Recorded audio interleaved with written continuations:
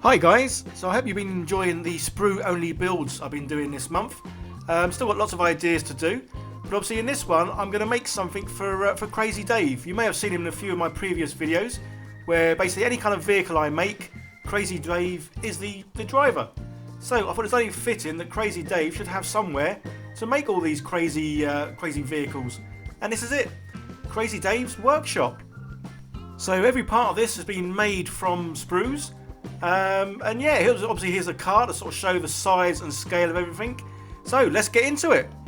So as usual, I start by cutting all the centre bits out of the sprues, as basically they get chopped up into lots of nibbly knobbly bits and get put in a jar of acetone to turn into some good old sprue goo. But obviously these outer edges I like to keep, as basically I use them because obviously they're long lengths and they're ideal for making frames and the kind. So obviously start off by, again, cut off more nibbly knobbly bits. These will all go in my nibbly knobbly bits drawer, and yeah, later on when I need them they'll go in the jar of acetone. So they all come off, so I've got a nice long length of sprue, and then basically I need to cut up loads and loads to get a variety of these. So going back to the sprue goo, I've been using it to cast loads of bits and pieces, all these kind of like greebly bits that I can use here and there.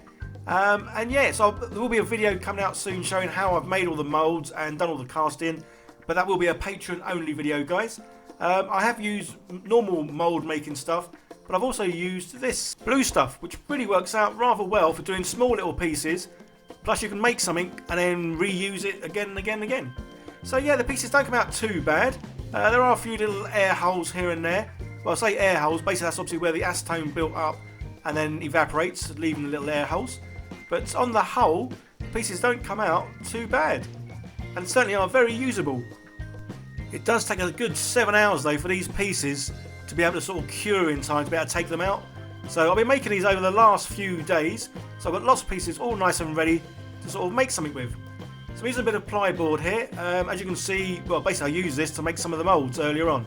So some of the bits have sort of still stuck to it, but that's fine. I'm going to cover the whole thing in some sort of plaster afterwards. So yeah, here's my my very quick sketch of the rough sort of thing I'm going to be building. And obviously I'm going to use the Lonely Orc as the size comparison to basically build it around, as Crazy Dave is still off racing in his pod racer. So yeah, it's a case of I'm going to build a framework first, and then I can attach all the bits and pieces that I've been sort of casting with the sprue goo. So roughly working out where I'm going to put some bits and pieces. So I'm going to have like one main sort of workshop in the centre. He's going to have a little office, and he's also going to have an outside toilet basically. So yes, I've got quite a few wheels and bits and pieces to put on here. So the framework's sort of done. Again, sprues are awesome for framework. So even if you don't turn them to sprue goo, you can use them for framework and then attach, well, other bits and pieces, well, cardboard or anything really, to make buildings and other sort of terrain sort of stuff.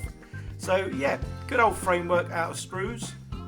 Using normal glue, just because I want it to sort of dry quick and easy. So if you've seen one of my recent videos, I made some containers, and basically I used these corrugated sort of card looking things to make that. But say your corrugated card, obviously these are made from sprues. But yeah, there is a mould I've got now, so I can make loads and loads of these sort of corrugated looking panels. And I'll certainly be using them in lots of upcoming sort of builds. So I've also printed out these kind of panels as well, which are pretty cool. And again, I think these would work well for different sort of containers. So to build up this workshop, basically I'm using a variety of different types of panels, cut them at different sort of shapes, sizes, angles, and basically yeah, making it look as though he's just basically got random bits and pieces and obviously built the thing from scratch basically, which is kind of what I'm doing. So I'm going to do a roof on this. I'm going to have it like a, well, part of it, a dome sort of thing. And obviously I say this in every video, but a great thing with these sort of sprue panels is they're so easy to cut. I generally make them around about 1 to 2 millimeter thick. Obviously you can make them thicker if you need to, but I like that kind of thickness because they're just easy to cut. They can still sort of like bend in shape, and yeah, they work really well, especially for any kind of buildings, terrain, anything really, spaceships obviously. So yeah, it's just a case of with this building up to make it look like it is sort of like a workshop, mech shop. So there will be a variety of tyres just sort of here and there. And these tyres were cast in some silicone molds. So yeah, the sprue goo can be used in a variety of sort of types of molds. I've used 2 different silicone molds as well as the blue stuff and basically the stuff comes out really easily. I've not had to use any kind of demold spray or talc powder or anything really. They just come out nice and easy. And obviously the great thing about using that blue stuff is you can just use it, make a couple of copies of it, of something, and then just heat it up, reuse it, and make more copies of other stuff. So it's certainly a nice cheap option of being able to cast or mould and cast a variety of pieces. So yeah, making some more sort of framework with the sprues. This time I've decided to go on stilts, just add a bit of variety to the obviously the buildings that I'm making. And yeah, just gluing everything to the board. So this board eventually will have some sort of grout or paste or something put over it, just to make it look like it is like a muddy area, and obviously not this second-hand used bit of pine wood, or whatever wood it is. I'm not too sure, I can't really remember to be honest. Don't forget to leave me some comments, guys. Let me know what you'd like me to build this month. As I say, everything I build will be made only using sprues. Obviously in some cases I'll be using a bit of wood for the base, or the plastic bases that I'm now going to be using. But yeah, leave some comments, guys. Let me know what it is you want me to make, and maybe I'll choose whatever it is you decide, basically. So now on to using some good old filler. Absolutely love this stuff. Great for obviously fixing cracks and things like that sort of stuff, but also great for bases, basically. So yeah, I'm just going to lather this onto the bottom, put it all over. I think I probably need a bigger sort of utensil to put it on there, but that's fine. I don't mind taking time to do this. Basically, yeah, just going to put it all over the floor.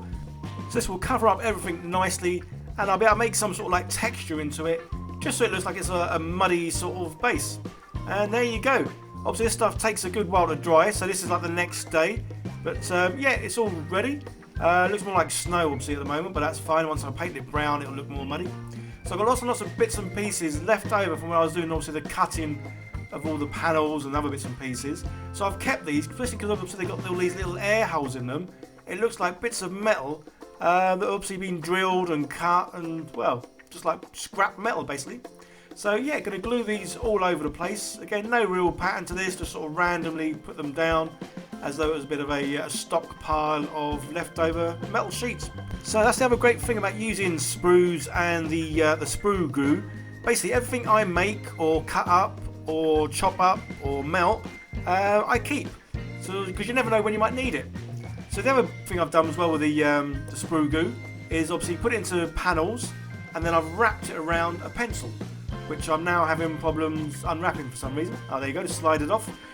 So yeah, so obviously it can make for some good tubes. So obviously this needs to be cut down because I've kind of wrapped it around itself a few times. Obviously one thing you should never do here, guys, is use the blade towards your finger. As you can see, I did just poke myself there, and you might see it later on starting to bleed a little bit, but never mind. So there you go, yeah, cut it off, and then you've got a nice sort of tube. Again, these bits I'm cutting off, any bits, little bits that get cut off, I do keep, as they do get used for sort of junk and scrap and other stuff. So I've made a little staircase for, well, to get up into the little office there, and I'll make another one for the toilet that's on the other side. But yeah, I'm pretty pleased with how this is turning out. It's looking kind of how I wanted it to. And I'm certainly going to have fun painting this, because it's definitely going to be a rust bucket, that's for sure. So I've got this big old pile at the back here, needs something in it. And again, I've got loads and loads more cut off bits. But this time, rather than using some super glue, I'm going to use some hot glue, just to make it easier to put it in place, basically. If you are new here and you like what I do, don't forget to hit that subscribe button and turn on the notification bell, as I do make videos every week, and it'd be great to have your support for the channel. And there we go, it's all complete and primed in a red. I've gone for red, as I say, I'm going to be making this more of a rust bucket than anything else, so having that red underneath will be quite a good sort of base coat. And for the rust, I'm doing my usual sort of technique, and that's basically using some more of that sort of filler grout sort of stuff, and mixing that with some brown paint, just because then when I sort of like dab it on, it just adds a nice bit of texture to well, whatever it is I'm making look rusty, and this just helps give the effect. Obviously it is sort of rust on the metal, because it has a bit of a thickness and depth to it basically. So yeah, I'm just sort of dabbing this all over the place, no real pattern to this again, just here and there, anywhere I think the rust might sort of want to occur really. As I say, it's nice and simple, this technique, just sort of like dabbing it on. And then once it dries, it leaves some nice thick little bits that hopefully will look like rust. Although at the moment it just looks like some weird creature's had a bit of a poop everywhere. So yeah, good old black wash over everything, just to give it that dirty, grindy, sort of weathered, used kind of look. And yeah, wiping some off because I do like to smother my things with a black wash, and it is obviously far too much really. So I am enjoying the painting of this. Again, I think my favourite sort of painting techniques, or the things that I like to do, are obviously rust everything or make things look like stones, as they seem to be more enjoyable for me. I get satisfaction out of doing the painting, and I kind of like the look of how it looks at the end basically. So yeah, so it's quite simple, the rust effect I do. Obviously doing the brown with the grout, then a black wash, and as you can see now, I'm now going over and doing a dry brush with some silver. So this obviously catches all the edges, just to make it look more like it should have been metal, but obviously it's got a bit rusty and whatever. And yeah, I really do like the effect of it. And obviously the base, let's say, I'm going to make it look like it's a muddy sort of area. So that's going to be painted with the brown, and then eventually that'll probably have a black wash over it as well. And obviously, as this is Crazy Dave's workshop, I think it should have his name sort of on it. So I've taken some more sort of like sprue panel bits I've done, cut them up into little sections, and now I'm just going to glue them on to obviously spell out the name Crazy Dave. If you haven't already, guys, it'd be great if you could hit that thumbs up button and leave some comments down below. As I say, this is nice and simple for you to do, but it really does mean so much to my channel, as it helps promote it to more and more people, which will obviously help my channel grow, and then maybe one day I can do this full time, which would be awesome. Okay, so we're now near the end. Yeah, I think it's time to roll VT, and let's see this thing completed.